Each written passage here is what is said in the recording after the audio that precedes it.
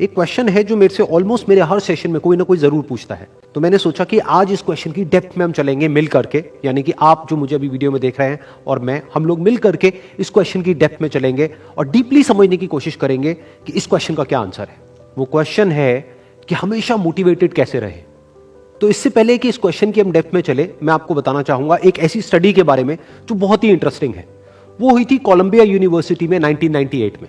एक प्रोफेसर ने स्टडी को किया जिसमें कि बहुत सारे बच्चे थे जो कि सारे 5th स्टैंडर्ड के थे और उनको पजल्स थी बहुत तरह तरह की सॉल्व करने के लिए। उसमें से कुछ पजल्स बहुत ही मुश्किल थी, कुछ बहुत ही आसान थी।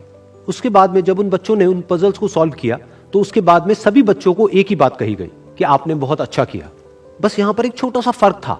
आधे बच्चों को उन्होंने कहा कि आपने इतना एक्स्ट्राऑर्डिनरी इसलिए परफॉर्म किया क्योंकि आप बहुत ही ज्यादा इंटेलिजेंट हो, और बाकी के जो आधे बच्चे थे उनको कहा गया कि आपने जो इतना एक्स्ट्राऑर्डिनरी परफॉर्म किया उसकी वजह थी आपका हार्ड वर्क। फिर उसके बाद में दोबारा से इन सब बच्चों को कुछ पजल्स दी गई सॉल्व करने के लिए, जिसमें से कुछ बहुत ही आसान थी और कुछ बहुत ही मुश्किल थी। अब यहां पर कुछ बहुत इंटरेस्टिंग निकल करके आया जो किसी ने एक्सपेक्ट भी नहीं किया था। वो बच्चे जिनको कहा गया था कि आप बहुत इंटेलिजेंट हो, बहुत स्मार्ट हो, उनको जब वो पजल्स मिली तो उन्होंने क्या किया, जो मुश्किल पजल्स थी उसको छोड़ दिया, आसान पजल्स के ऊपर काम करना शुरू किया, और उसमें भी कुछ देर बाद ही वो बच्चे बोर हो गए। दूसरी तरफ से वो बच्चे जिनको कहा गया था कि आपने इतना एक्स्ट्राऑर्डिनरी परफॉर्म इसलिए किया क्योंकि आपने हार्डवर्क किया, उन्होंने सिर्फ आसान पजल्स को अटेम्प्ट नहीं किया बल्कि मुश्किल से मुश्किल पजल्स को भी अटेम्प्ट किया और सॉल्व किया। फिर उसके बाद में जब ये पूरी स्टडी कंप्लीट हुई तो उन बच्चों से पूछा गया कि किसको ज्यादा मजा आया इसको करने में। तो वो बच्चे जिनको कहा गया था कि आप बहुत इंटेलिजेंट हो, उनको मजा नहीं आया, यानी कि वो मोटिवेटेड नहीं थे। और वो बच्चे जिनको कहा गया था कि जो भी आपने किया वो अपने हार्डवर्क की वजह से किया, उन्होंने ना सिर्फ अच्छा परफॉर्म किया बल्कि वो एंड तक मोटिवेटेड भी थे और उनको मजा भी आया।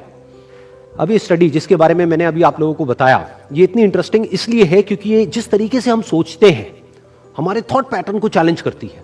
हम क्या सोचते हैं कि अगर हम पेरेंट्स हैं या हम टीचर्स हैं और अपने बच्चों को हम बोलेंगे कि आप बहुत इंटेलिजेंट हो, आप बहुत स्मार्ट हो, तो वो अच्छा परफॉर्म करेंगे।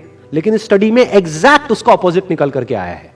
तो इस स्टडी में जो फैक्ट्स रिवील हुए उसको समझने के लिए हमको एक कॉन्सेप्ट को समझना पड़ेगा, जिस कॉन्सेप्ट को कहा जाता है लोकस ऑफ कंट्रोल। हुआ क्या कि जिन बच्चों को कहा गया कि आप बहुत ही स्मार्ट हो, बहुत ही इंटेलिजेंट हो, उनका जो लोकस ऑफ कंट्रोल था वो उनके अंदर नहीं था, उनके बाहर था। लोकस का मतलब है सेंटर ऑफ कंट्रोल, मतलब कि अगर वो स्मार्ट है, अगर वो इंटेलिजेंट है, तो इसमें उनका खुद का कोई रोल नहीं है, वो उनके कंट्रोल से बाहर है। दूसरी तरफ से जिन बच्चों को कहा गया कि जो भी आपने अचीव किया वो अपने हार्डवर्क की वजह से अचीव किया, उनका जो लोकस ऑफ कंट्रोल था वो उनके अंदर था, यानी कि हार्डवर्क पूरी तरह से उनके खुद के हाथ में था कि अब उनके ऊपर है कि वो कितना हार्डवर्क करते हैं। और ये सिर्फ इस स्टडी में निकल करके नहीं आया है, इस तरह की और भी बहुत सारी स्टडीज हुई हैं, बहुत सारी रिसर्चेस हुई हैं जहां पर एग्जैक्ट यही चीज निकल करके आई है कि अगर हम खुद को हमेशा मोटिवेटेड रखना चाहते हैं तो उसका सिर्फ एक तरीका है कि जो कंट्रोल है वो पूरी तरह से हमारे अपने हाथ में होना चाहिए। तो अब समझने की कोशिश करते हैं कि ऐसा क्या होता है कि जो कंट्रोल है वो हमारे हाथ से चला जाता है, और ऐसा क्या होता है जब कंट्रोल हमारे हाथ में आ जाता है। जब भी हम एक्सटर्नल फैक्टर्स की बात करते हैं कि मैं ये नहीं कर पा रहा इस वजह से, उस वजह से, उस वजह से, जो कि मेरे कंट्रोल से बाहर है, तो हमारे हाथ से कंट्रोल चला जाता है। लेकिन जब हम बात करते हैं कि हम एग्जैक्टली क्या कर सकते हैं, जब हम अपनी कैपेबिलिटीज के बारे में बात करते हैं, तब कंट्रोल पूरी तरह से हमारे हाथ में आ जाता है। जब हमारा फोकस उन रीजंस पे नहीं होता है जिनकी वजह से हम वो नहीं कर सकते हैं जो हम करना चाहते हैं, बल्कि उस जगह पर होता है कि जिस वजह से हम वो कर सकते हैं जो हम करना चाहते हैं, तब हम अंदर से मोटिवेटेड होते हैं। फॉर एग्जाम्पल, आप जिस भी फील्ड में हो उस फील्ड में कुछ लोग हैं जो टॉप पे बैठे हैं। आपके पास में दो ऑप्शन है। एक, आप बोल सकते हो कि वो लोग, उनके अंदर कुछ स्पेशल है, उनके अंदर कुछ एक्स्ट्राऑर्डिनरी है, उनके अंदर कोई ऐसा टैलेंट है जो आपके अंदर नहीं है, या फिर उनकी किस्मत है जिसकी वजह से वो वहां पर बैठे हैं, या फिर उनके पास में कुछ था, किसी का सपोर्ट था जिस वजह से वो वहां पर है।